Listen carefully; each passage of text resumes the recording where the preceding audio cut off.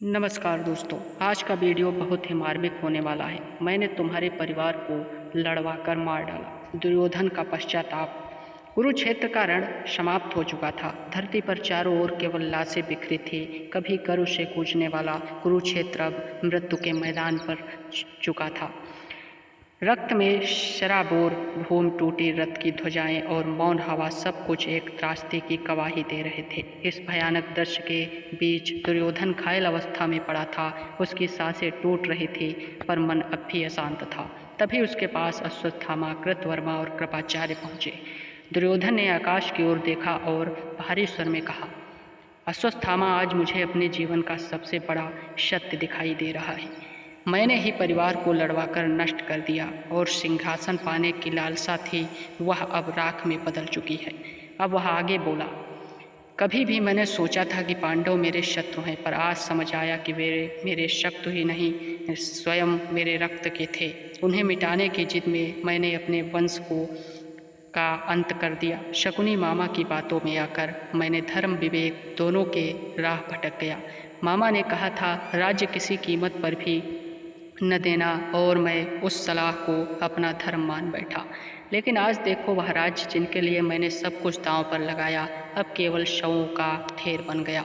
दुर्योधन की आंखों से आंसू बह निकले। उसने कहा, गांधारी माता की आंखों पर पट्टी बंधी थी, पर असली अंधा तो मैं था। मैं न न्याय देख सका, न सच्चाई। अर्जुन, भीम, नकुल, सहदेव और युधिष्ठिर, ये सभी मेरे भाई थे, पर मैंने दुश्मन बना दिया। अगर मैंने एक बार प्रेम से हाथ बढ़ाया होता तो यह महायुद्ध कभी न होता। कुछ क्षणों के लिए वह मौन रहा, फिर टूटी हुई आवाज़ में बोला, मुझे याद है जब द्रौपदी को भरी सभा में अपमानित किया गया, तब मैंने केवल ठहाका लगाया था। वही दिन मेरे विनाश का आरंभ था।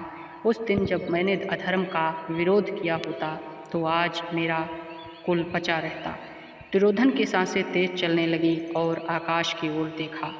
हे भगवान, मैंने अपने पिता धृतराष्ट्र, माता गांधारी और गुरु द्रोणाचार्य की शिक्षाओं को भी भुला दिया। मुझे लगता है कि मैं विजेता बनूंगा, पर मैं तो आज ही रक्त का हत्यारा बन गया, अपने ही रक्त का हत्यारा बन गया। अश्वत्थामा ने उसे सांत्वना देने के लिए कोशिश की, पर दुर्योधन ने उसे रोकते हुए कहा, अब सांत्वना मत दो। मैं जानता हूँ कि अब मेरा अंत निकट आ गया है, पर एक बात समझ लो, राज्य किसी युद्ध से नहीं मिलता, राज्य तो न्याय से मिलता है, और मैंने अन्याय किया, इसलिए मुझे पराजय मिली।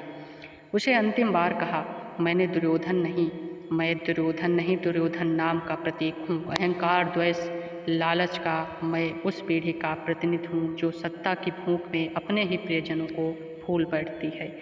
मैंने अपने ही परिवार को लड़वाकर मार डाला। यही मेरा सबसे बड़ा अपराध है और यही मेरी सज़ा।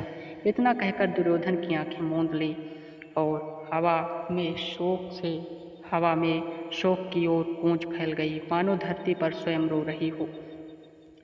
कुरुक्षेत्र का यह अंतिम क्षण केवल युद्ध का नहीं था, बल्कि मानव के भीतर पल रहे अहंकार का भी था। दुर्योधन की मृत्यु के साथ यह संदेश अमर हो गया, जो सत्ता के लिए परिवार को भूलता है, वह अंततः अकेला ही मरता है। दोस्तों, आज का वीडियो इतना ही। मिलते हैं आपको अगले वीडियो में। तब तक के लिए देखते रहिए चैनल हमारा और लाइक सब्सक्राइब करना ना भूलें। धन्यवाद।